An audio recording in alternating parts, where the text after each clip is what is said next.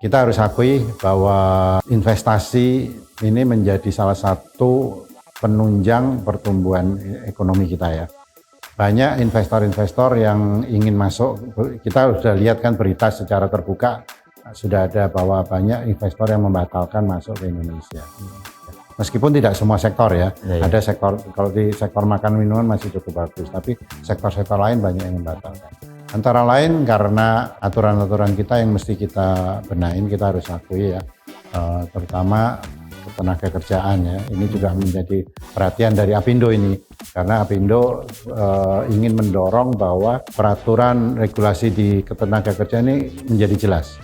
Karena biasanya investor asing itu lebih melihat kejelasan, kepastian hukum dan lain sebagainya. Ini menjadi salah satu poin yang sangat penting sekali. Kalau kita ke Vietnam misalnya, itu sangat clear sekali. Kita dikasih karpet merah di investasi, kemudian diberikan fasilitas-fasilitas oleh pemerintah.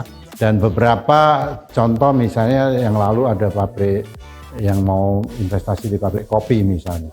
Mereka memilih-milih, akhirnya ujung-ujungnya kembali investasinya di Vietnam, tidak jadi di Indonesia seperti itu. Nah, kenapa demikian? Karena pemerintahnya sangat firm sekali. Oleh sebab itu, kita menghargai upaya dari BKPM saat ini untuk bagaimana menarik dan bagaimana memberikan fasilitas yang lebih baik kepada investor. Ini menjadi salah satu kunci untuk menarik hal tersebut. Ya, ini yang kita harus benahi. Ya.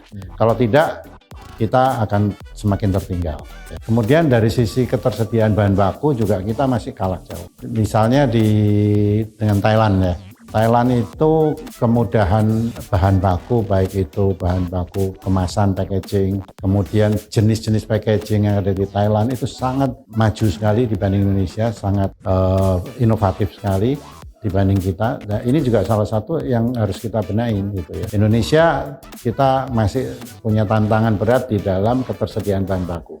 Kita masih tergantung import ya. Ini juga menjadi kendala dengan gonjang-ganjing global, pengaruh nilai tukar, pengaruh logistik.